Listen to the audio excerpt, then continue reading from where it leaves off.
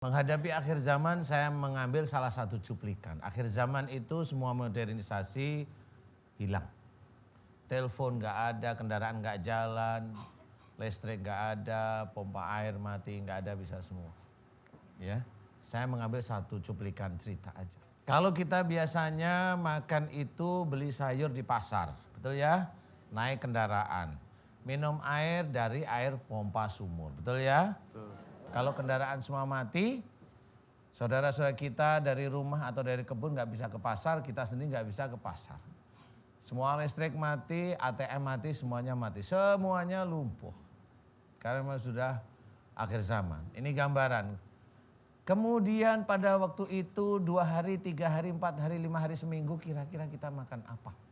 Hanya itu Saya mengajak ibu bapak berpikir itu karena apa? Siapa tahu akhir zaman itu ada di waktu kita. Tapi paling tidak bukan persoalan itunya saja, tetapi adalah apakah yang kita persiapkan dari ibadah-ibadah yang kita kerjakan itu sudah betul enggak ya di hadapan Allah Ta'ala. Banyak para pendakwah, para ustadz mengajarkan kebaikan-kebaikan banyak. Ya, ayo kita telah, kita belajar. Tingkatkan ibadah kita. Tingkatkan sholat, ibadah wajib kita tingkatkan, yang sunnah kita kerjakan. Kemudian akhlak juga iya. Karena akhlak itu juga menjadi dasar ibadah, bukan main-main. Dari sinilah kalau umpamanya akhir zaman itu ada di umur kita, umpama nih kita nggak siap ibadahnya, nggak siap, kocar kacir semua kita kerjakan, kemusyrikan kita kerjakan, belum taubat sama Allah Ta'ala, akhir zaman turun, nggak bisa ngapa-ngapain. Ini yang harus kita ketahui, ini sudah tertulis dalam hadis Nabi. Kenapa listrik ini mati semua, insya Allah nanti Allah akan menurunkan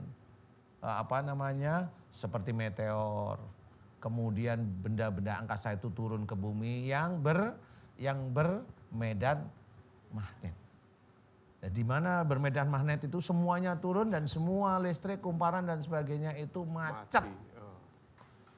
Di titik itulah sebenarnya kita harus, kalau kita tidak bisa makan sehari, 2 hari, 3 hari, kita masih punya anak SD, anak kecil yang masih baru bisa jalan. Kemudian dia kelaparan, mau makan apa? Gak ada yang bisa kita makan. Itulah yang harus kita persiapkan untuk hidup. Dan di titik-titik itulah semua orang di dunia ini kelaparan. Di titik itu Dajjal turun dalam bentuk manusia. Dia cari orang-orang muslim yang dia cari.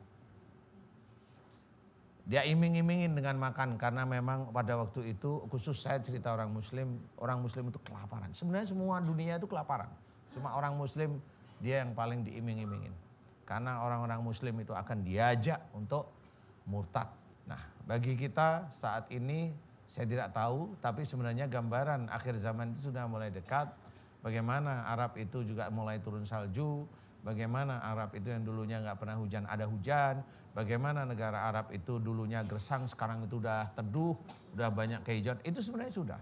Bagaimana diceritakan dalam hadis bahwa nanti kurma di daerah sekitar Palestina itu tidak berbuah, sekarang sudah mulai tidak berbuah dan betul-betul itu akan terjadi. Bagaimana nanti danau di Israel itu airnya surut, sekarang sudah surut. Akhir zaman ini sesuatu hal yang memang pasti akan terjadi sebelum kiamat. Sebelum kiamat. Ada waktunya nanti Dajjal keluar, kemudian dari mulai itu peperangan itu bisa antara muslim dengan muslim, cari makan, semua bisa jadi perang.